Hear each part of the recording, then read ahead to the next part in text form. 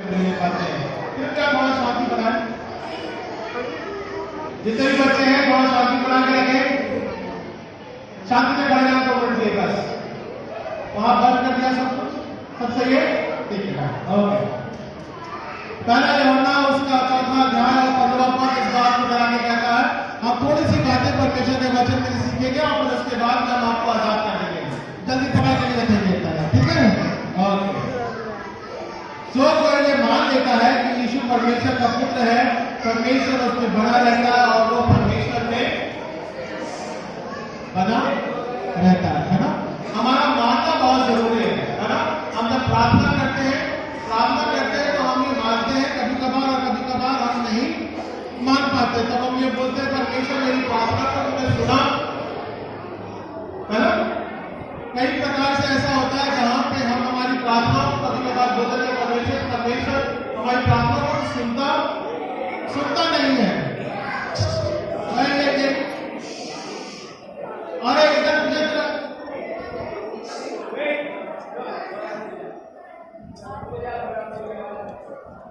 थोड़ा शांति से बैठे। थोड़ा समय के लिए परमेश्वर का वचन अगर आपने सुना है तभी आप जीवन को प्राप्त कर पाएंगे। परमेश्वर के वचन को नहीं सुनेंगे तो ऐसे चला जाएगा, बराबर। परमेश्वर का वचन हमको और आपको मानने के लिए होता है, उसकी आज्ञा को मानना है, उसके जीवन को हमें ग्रहण करना है। यदि हम मानेंगे तभी हम परमेश्वर में नए जीवन को ग्रहण करने पाएंगे, बराबर। आप फोन उठाते हैं, सबकी कॉल रिंग आती है, फोन आता है, फोन आता है नहीं आता है? आता कि नहीं आता है? आता है फोन आता है। कॉल रिंग में क्या होता है, यदि आपको कोई पसंद आता है तो आप उसका बराबर। हम क्या करते हैं, अगर मेरे को मेरी पहचान का व्यक्ति है जिससे मेरी बात करनी है, यदि मेरे पसंद का है तो मैं उसे फोन को उठा लूंगा, दूसरे को मालूम मेरी जरूरत क्या है। और अगर कभी कभार गलती से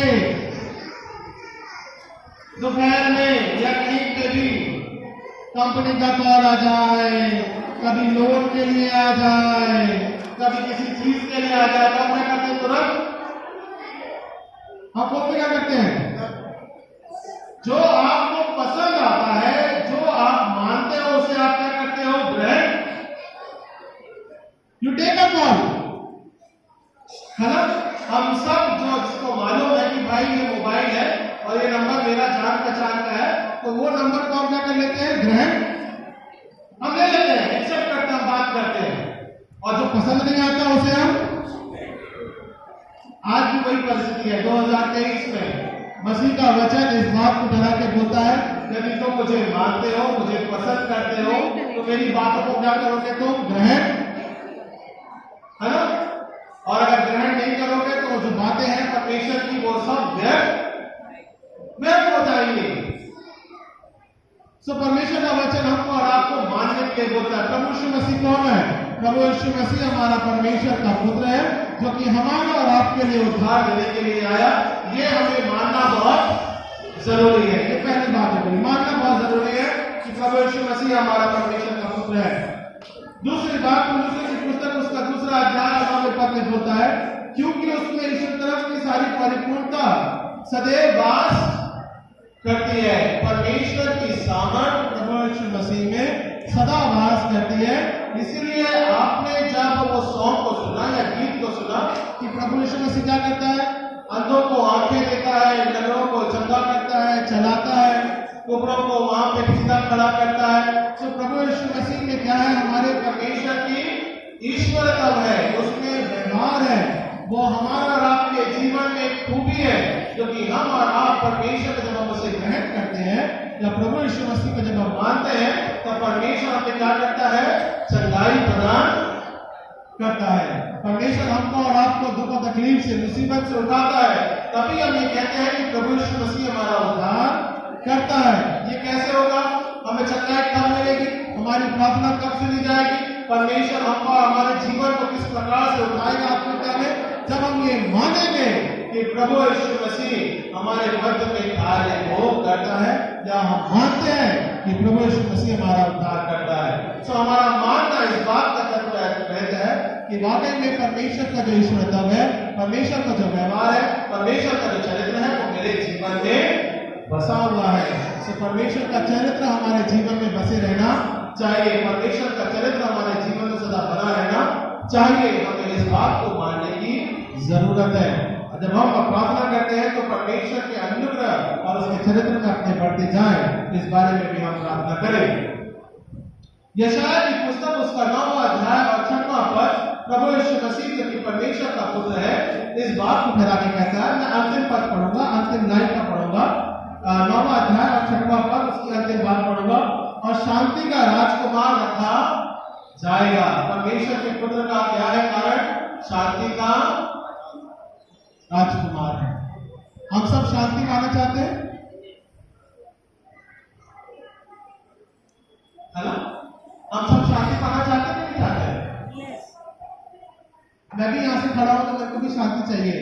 बाबा इतना हल्ला होगा, पता नहीं क्या सुनाई देगा। जब तक शांत नहीं होंगे तब तक कुछ सुनाई भी नहीं, है ना? सो परमेश्वर कौन है हमारा? प्रभु यीशु मसीह जो है वो शांति का राजकुमार है। हमारे मनों में शांति प्रदान करता है। यदि दुख और तकलीफ रहती है, जब हमारी पीड़ा रहती है, जब हमारा दर्द रहता है, जब हम अशांत रहते हैं, जब हम किसी चीज के लिए खोजते हैं, तब हम परमेश्वर से उसकी शांति के लिए हम प्रार्थना करते हैं। परमेश्वर मेरे मनों को शांत कर, परमेश्वर मेरी दुआ को कबूल कर। तो वो कैसा राजा है? वो हमारा जो प्रभु यीशु मसीह है, वो हमारा शांति का राजकुमार है। वो हमारे बीच में सामर्थ के रूप में कार्य करता है। और तीसरी बात ये मानना बहुत जरूरी है कि प्रभु यीशु मसीह हमारा शांति का देने वाला हमारा परमेश्वर है। चौथी और अंतिम बात, मत्ती उसके पहले अध्याय और 35वें पद में लिखा है, स्वर्गदूतों ने उनको उत्तर दिया कि पवित्र आत्मा कुछ पर उतरेगा और परम प्रधान की सामर्थ कुछ पर छाया करेगी, इसलिए वह पवित्र जो उत्पन्न होने वाला है परमेश्वर का पुत्र कहलाएगा। हमारा परमेश्वर का पुत्र कैसा है? अगर हम ये मानते हैं कि वो पवित्र है, तो वो अपनी पवित्रता में, अपने जीवन के तहत हमारा और आपके जीवन को भी पवित्र करता है। नहाते हैं? नहाते हैं? अरे बाबा नहाते हैं कि नहीं नहाते हैं? हाँ नहाते हैं। दो गर्मी में रहते हैं, नहाते हैं? ओके, तो हम क्या चाहते हैं? हमारा नहाना किस बात के लिए होता है? हम इस बात के लिए नहाते हैं कि भाई चलो हमारा रोज की जो जिम्मेदारी भागदौड़ थी, अब उसको हम कपड़े को बदल करके साफ तौर से अपने जीवन को परिवर्तित करते हैं। बराबर है? थक जाती है, थकान होती है, दिन भर की गर्मी रहती है, बराबर है? हम क्या करते हैं? सुबह उठते हैं, आराम से फ्रेश होते, नहा धो के और फिर से अपने दोबारा काम को जाते हैं। तो हमारा कहीं ना कहीं जीवन के कपड़ों का हम परिवर्तन करते हैं, ना? रोज बरोज हम कपड़े बदलते हैं ताकि हम साफ रह सके। सो प्रभु यीशु मसीह की जिस प्रकार से वो पवित्र है, अपनी पवित्रता में हमारा और आपके जीवन को बढ़ाना मांगता है, या वो चाहता है कि हम पाप के बंधनों से रोज बरोज हम पाप करते हैं, उससे आजाद होकर के पवित्रता के उस वस्त्र को, या फिर हम पवित्रता में जीवन को रोज बरोज परमेश्वर के वचन के द्वारा, या हम परमेश्वर से प्रार्थना के माध्यम के द्वारा, या हम ये माने कि प्रभु यीशु मसीह हमारा उद्धार करता है, अपने पवित्रता के कपड़ों को हमें बदलना बहुत जरूरी है। सो परमेश्वर अपने अनुग्रह के द्वारा जो प्रभु यीशु मसीह हमारा उद्धार करता है, शांति का राजकुमार है, और हमें ये मानना है कि वो हमारे उद्धारकर्ता के रूप में प्रकट होता है, वो पवित्र है, सच्चा धर्मी परमेश्वर है, और अपनी आत्मिकता के तहत वो हमारे जीवन को लेकर चलता है। सो हम इस बात को बड़े दिन के रूप में देख पाते हैं। जब हम जन्म की घोषणा करते हैं तो प्रभु यीशु मसीह न केवल हमारे लिए जन्म लेता है, बल्कि वो अपने प्राणों का भी बलिदान देता है, और तीसरे दिन मुर्दों में से जी उठकर हमारा और आपके लिए वो स्वर्गीय राज के द्वार को खोल देता है, और आशा देता है हम और आप एक साथ मिलकर उसके स्वर्गीय राज में हम रहने पाए। सो परमेश्वर की आशा ये मानने के द्वारा होती है कि हम उसको माने, ताकि हम उसके साथ उसके स्वर्गीय राज में हम संगति करने पाए। आइए हम प्रार्थना करेंगे, समझते प्रार्थना करेंगे, और फिर उसके बाद में हम प्रभु की प्रार्थना करेंगे और आशीष वचन से विदा होंगे। और फिर उसके बाद में जो सुबह से आरती है, जिस प्रकार से रहेगा आपका जो कार्यक्रम स्पिरिचुअल कराएगा, वो हम उस प्रकार से करेंगे। सब अपने स्थानों में खड़े हो जाए। सब अंतिम प्रार्थना करेंगे, प्रभु की प्रार्थना और आशीष वचन से विराम। प्रकार से फिर बैठ जाएंगे अपनी जगह पे आशीर्वचन होने के बाद में, ठीक है?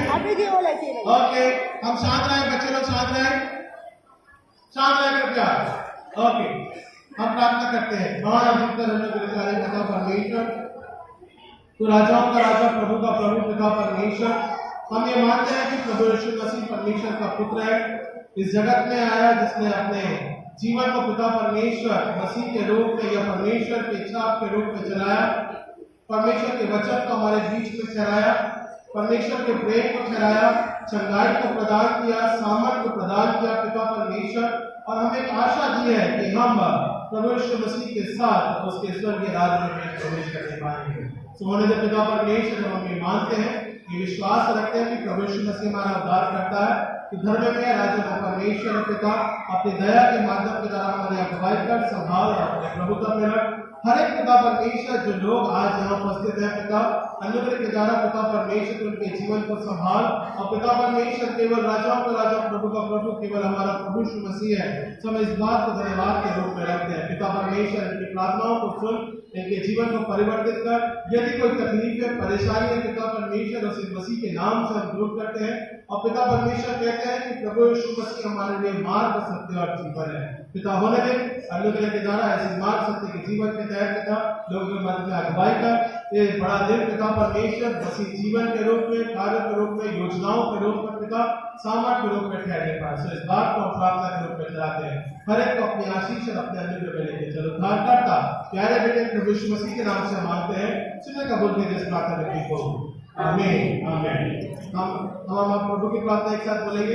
ऐ हमारे बाप तुझे आसमान पर है, तेरा नाम पाक माना जाए, तेरी बादशाहत आए, तेरी मर्जी जैसे आसमान पे पूरी होती है जमीन पर भी हो। हमारी रोज की रोटी हमें दे, हमारे कसूरवार को माफ किया, हमारे कसूरों को भी माफ कर, हमें आजमाइश में न डाल बल्कि बुराई से बचा, क्योंकि बादशाहत, कुदरत और जलाल हमेशा तेरे ही है। आमीन। आइए हम आशीष ग्रहण करें। अब हमारे परमेश्वर पिता का प्रेम, प्रभु यीशु मसीह का अनुग्रह, पवित्र आत्मा की संगत में सहभागिता अब से लेकर मसीह के विश्वास के रूप में अतिशय युगानुयुग युग बने रहता है।